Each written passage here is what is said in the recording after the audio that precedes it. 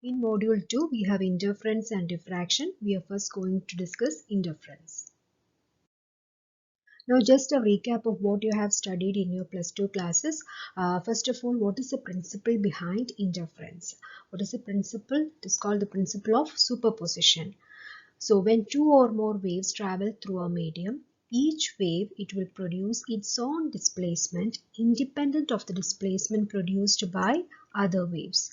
Hence, the net displacement at any point will be the vector sum of the displacements produced by the individual waves. Next point that you have studied is interference. It is in accordance with the law of conservation of energy. That is, it may appear that at places of destructive interference, energy is being destroyed, and at places of constructive interference, energy is being created. But actually, due to sustained interference, energy is only shifting from places of destructive interference to places of constructive interference, so that the average energy over a region, it remains the same. That is, during interference, only a redistribution of energy is brought about without any change in total energy. Now, sustained interference. For the interference to be sustained, that is, for the point of constructive interference to be always one of constructive interference and the point of destructive interference to be always one of destructive interference, the two sources must be coherent. In addition to the above condition, if the waves are of equal amplitude, then there will be a good contrast between brightness and darkness. Now about coherent sources that we have already discussed in waves. Now, two sources are said to be coherent if they emit continuous waves of same wavelength or frequency and vibrate with a constant phase relationship. That is, where they should vibrate either in the same phase or with a constant phase difference. Again, we have studied the conditions for interference while we are discussing waves. So, what are the conditions for constructive and destructive interference?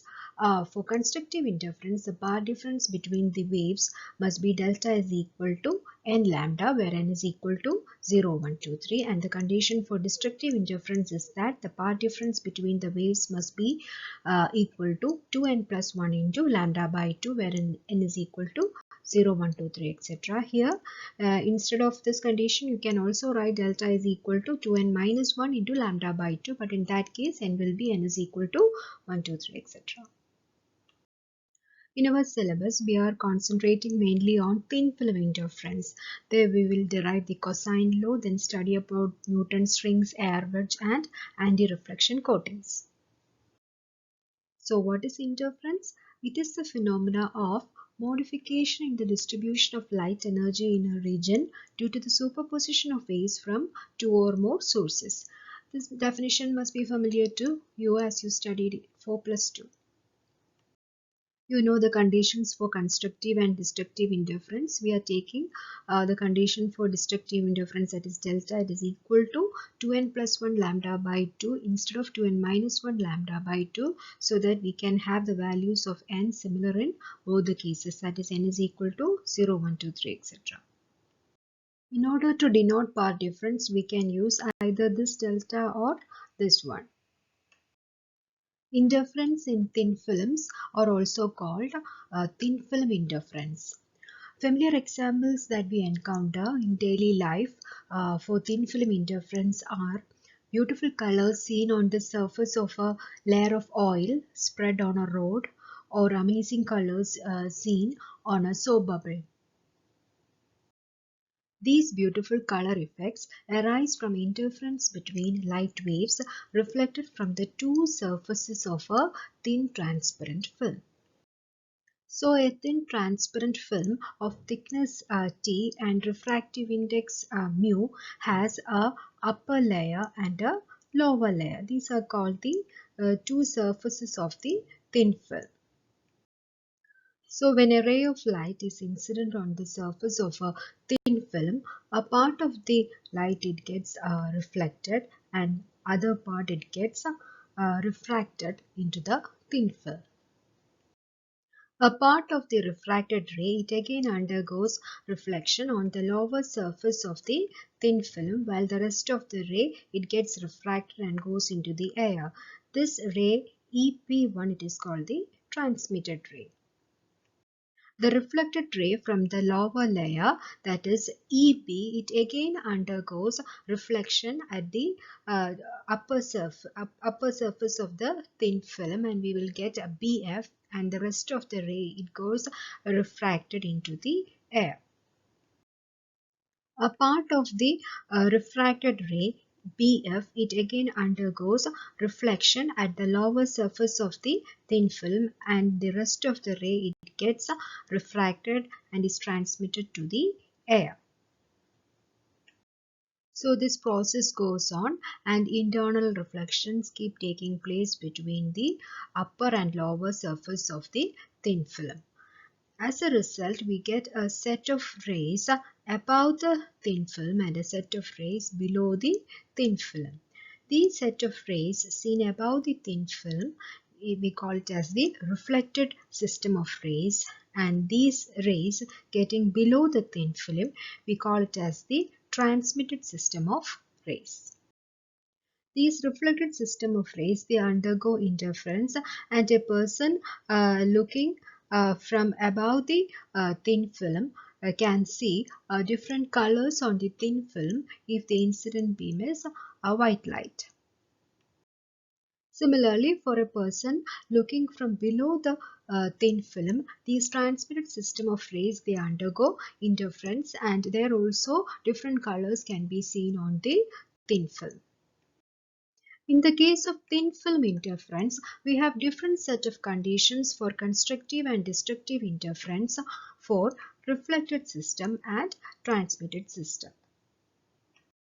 That is what we are actually going to discuss in this video. So please note that we have thin film interference for reflected system as well as for transmitted system. For interference to happen, we need at least two rays. So first of all, we are going to derive an expression for path difference between two rays in the reflected system. This is the reflected system of rays, and for convenience, we are taking now only two rays, P and Q. So we are going to find out what is the path difference between the two rays P and Q. So in the next figure, I will be drawing only the incident ray and the two reflected rays P and Q. I won't be drawing the transmitted system of rays. It is a different topic altogether, that is thin film interference in transmitted system. In your syllabus, we have got only thin film interference in reflected system. So this is the incident ray, and we have drawn only the two reflected rays P and Q. We haven't drawn here the transmitted ray. So when this ray, it is incident on the upper surface of the thin film, a part of it gets reflected and the other part it gets refracted. Now this angle, the angle between the incident ray and the normal, it is called I, the angle of incidence. This is also I. It is also angle of incidence, the angle between the normal and the reflected ray. Now this angle, it is called angle of refraction, the angle between the normal and the refracted ray. From the point B, we have drawn a perpendicular to the first reflected ray AP. So BN here, it is the perpendicular drawn to the reflected ray P, and this angle, it is 90 degrees since it is the perpendicular. Now if you consider this triangle ABN, since this angle is I, this angle should be 90 minus I. So this is 90, this is 90 minus I, so this angle, it should be I, because the sum of the three angles of a triangle should be equal to 180 degree. So that's why here we have written angle NBA as equal to I. Now we are going to derive an expression for path difference between the rays P and Q. From this point A, the splitting happens. Here you get the ray P. From here, the ray Q goes from A to E, then from E to B. So it is evident that the Q, it has traveled some extra distance, that is AE plus EB inside the thin film of refractive index mu and thickness T. When compared to Q, the ray P, it has also traveled some extra distance. That is, it is the distance AN which it has traveled in air. From this plane B and onwards, both the rays, they are traveling equal distance. But this ray, this distance AN, it is traveled extra by this ray P in air. So AE plus EB is the extra distance traveled by the ray Q in this thin film of refractive index mu, whereas AN is the extra distance traveled by the ray P in air. So the resultant path difference between the rays P and Q can be written as delta is equal to AE plus EB minus AN. AE plus EB is the distance travelled by the ray Q in the thin film of refractive index mu, whereas AN is the distance travelled by the ray P in air. Hope you must have studied optical path for +2. That is, if d is the distance travelled by a ray in a medium of refractive index mu, the equivalent distance that it has travelled in air is given by mu into d. Here AE plus EB is the distance travelled by the ray Q in the film of refractive index mu. So on multiplying by mu, you will get mu into AE plus EB, which is the equivalent distance travelled by the ray Q in air, whereas AN is the extra distance travelled by the ray P in air. Therefore, the resultant path difference can be written as delta is equal to mu into AE plus EB minus AN. Here in the figure, this angle is R, angle of refraction. This must also be R. And if you consider these two triangles, this is the common side ME, which is equal to T. So we have two similar triangles AEM and BEM. So from here we can write AE is equal to EB. That is, this side AE, it is equal to EB. So this equation becomes equal to delta is equal to 2 mu AE minus AN. When you consider this triangle AEM, cos R, it is equal to adjacent side by hypotenuse. Here adjacent, it is ME.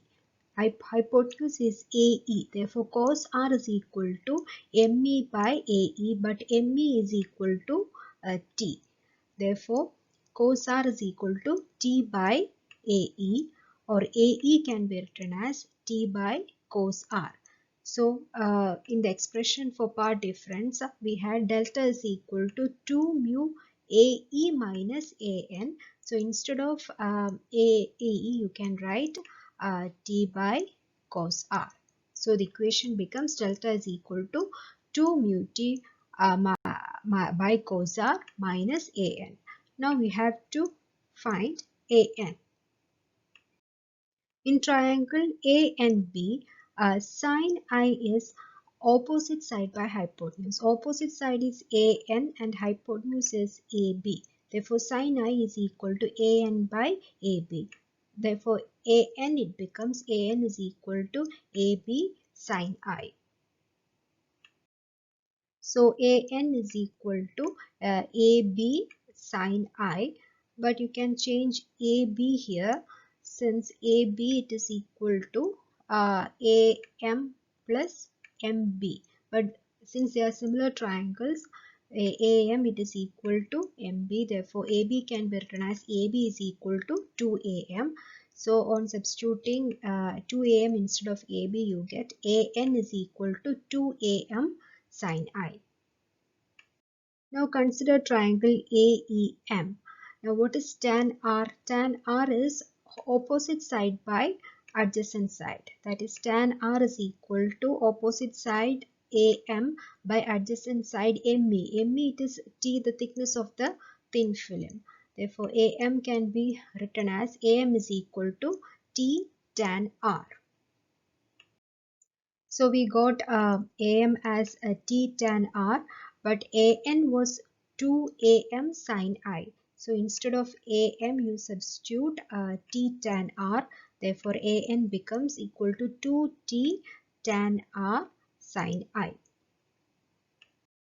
Again, refractive index mu is equal to sin I by sin R. Therefore, sin I it is mu into sin R.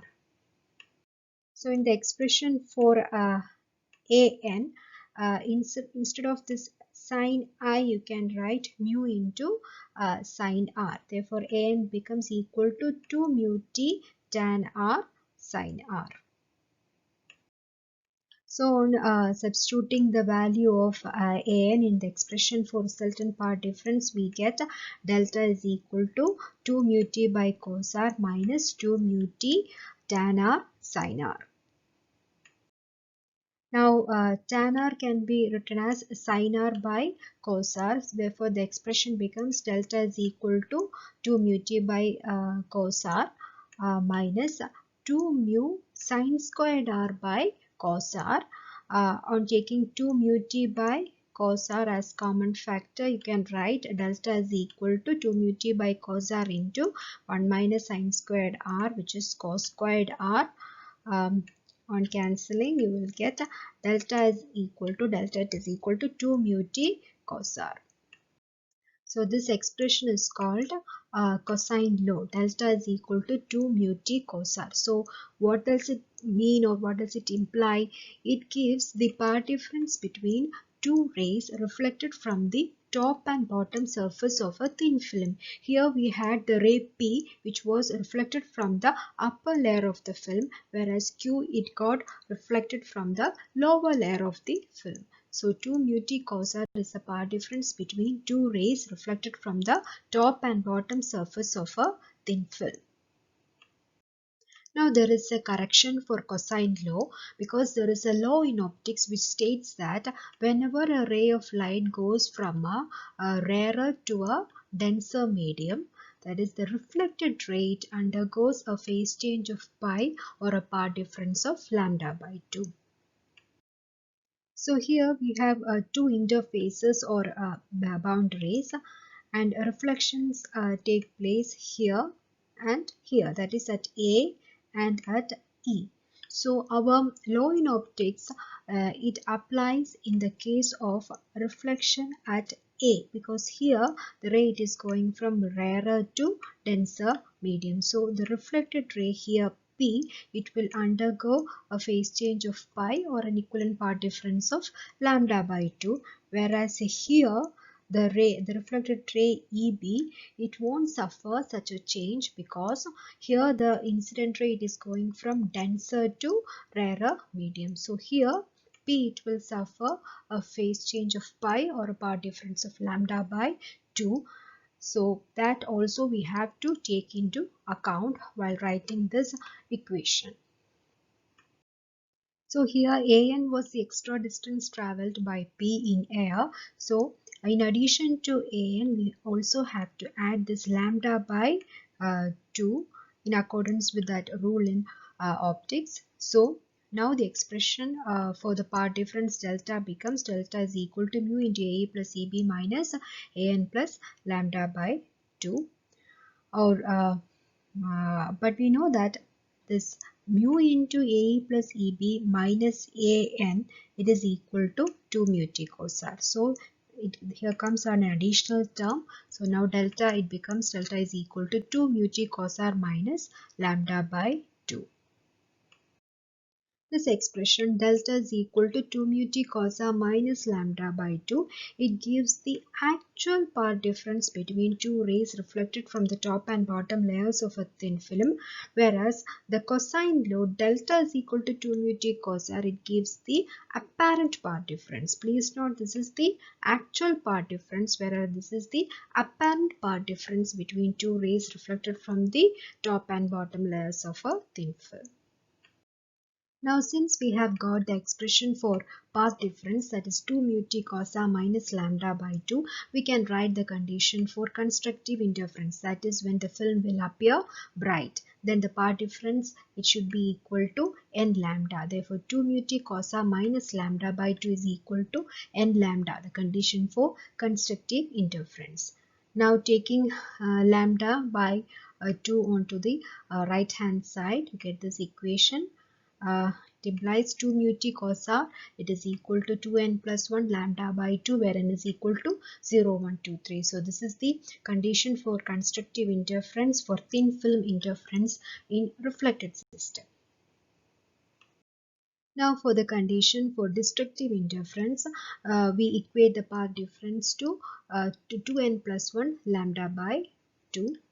Now simplifying this equation, you will get 2 mu t cos r is equal to n plus 1 into lambda, or n plus 1, it is also equal to n. Therefore 2 mu t cos r is equal to n lambda, where n is equal to 0, 1, 2, 3. So this is the condition for destructive interference for thin film interference in reflected system, that is 2 mu t cos r is equal to n lambda. So the conditions for constructive and destructive interference are written here. 2 mu t cos r is equal to 2n plus 1 lambda by 2 for constructive, and 2 mu t cos r is equal to n lambda for destructive. Now if we find the path difference between two transmitted rays P1 and Q1, just in the way we did for P and Q, here also you will get delta is equal to 2 mu t cos r, the cosine law. Please note that here in the case of transmitted set of rays P1 and Q1, the law in optics doesn't hold here, since the rays are not going from rarer to denser medium. So in a transmitted system, there is no correction for cosine law, and we can write the condition for constructive interference straight away as 2 mu t cos r is equal to n lambda, and for destructive interference 2 mu t cos r is equal to 2n plus 1 into lambda by 2.